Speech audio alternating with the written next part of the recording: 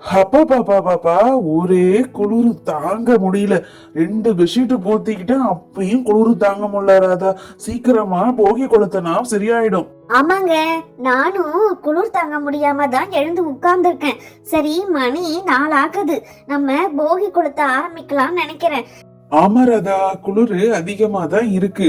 நம்ம போகி கொளுத்திட்டு அந்த அனல்ல இருந்தோம்னா நமக்கு கதை கதை நல்லா இருக்கும். நீ சீக்கிரம் ராமு சீதாலாம் எழுப்பு. இதோ எழுப்புறேங்க. பப்பு, சுப்பு, சீதா, ராமு எல்லாரும் எழுந்துருங்க. என்ன இவ்வளவு நேரம் தூங்கிட்டு இருக்க சீதா? இன்னைக்கு போகி ஆச்சே, போகி கொளுத்தணும்ல. அம்மா, நாங்க 2 பேரும் எழுந்துட்டோம். இன்னைக்கு போகில ஜாலியா இருக்கும். அப்பா, எங்களுக்கு நீங்க பட்டம் செஞ்சு கொடுங்கப்பா இன்னைக்கு. ஆமாப்பா, போகி கொளுத்தின பிறகு நீங்களும் சித்தப்பாவும் சேர்ந்து எங்களுக்கு பட்டம் செஞ்சு கொடுங்க. அப்புறம் நம்ம கடைக்கு போய் கரும்புலாம் வாங்கிட்டு வரலாம். பட்டம் செய்யறது, கரும்பு வாங்குறதெல்லாம் அப்புறம், அதெல்லாம் நாளைக்கு தானே. இன்னைக்கு போகி கொளுத்துறத ஃபர்ஸ்ட் பாருங்க. சின்ன பசங்களே எழுந்துருச்சு. சீதா எழுந்துரு. இதோ எழுந்திருக்கேன்க்கா. ஏங்க, உங்க அண்ணி கூப்பிடுறாங்க, சீக்கிரமா எழுந்துருங்க, போகி கொளுத்தலாம் வாங்க. அண்ணி இதோ எழுந்துடுறேன் அண்ணி. இதோ ஃப்ரெஷ் அப் ஆயிட்டு வந்துடுறேன். அக்கா, போகி கொளுத்துறதுக்கு நீங்க கொடுத்த அந்த பழைய துணி, பசங்களோட பொம்மைகள் இதெல்லாம் இருக்கு.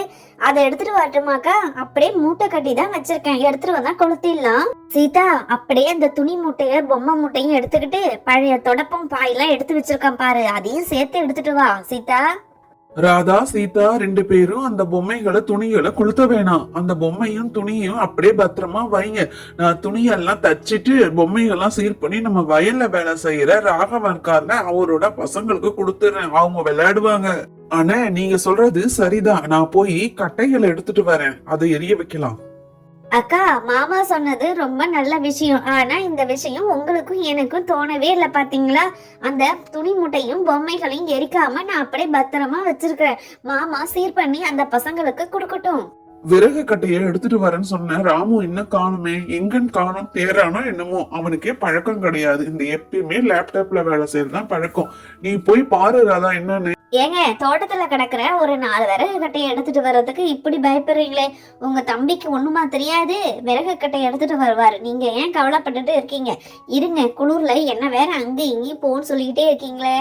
அண்ணா, விறகெல்லாம் எடுத்துட்டு வந்துட்டேன், நம்ம போகி கொளுத்த ஆரம்பிக்கலாம். ரொம்ப பனியா இருக்கு, இத கொளுத்துனா கொஞ்சம் அனல் காத்து போட்டா உடம்புக்கு இதமா இருக்கும். எப்பதான் நீங்க கொளுத்துவீங்களோ? மாத்தி மாத்தி ஆளுக்கு பேசிக்கிட்டே இருக்கீங்க. சீக்கிரமா கொளுத்திட்டாதான் நாங்க கொஞ்ச நேரம் அதுல அனல் காத்துல ஜம்முன்னு உட்கார்ந்துருப்போம் இல்ல?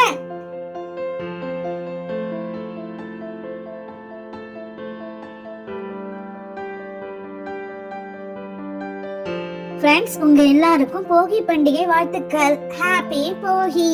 அப்படியே டைனி வில்லேஜ் சேனலுக்கு லைக், ஷேர், சப்ஸ்கிரைப் பண்ணுங்க. தேங்க்ஸ் ஃபார் வாட்சிங். பை.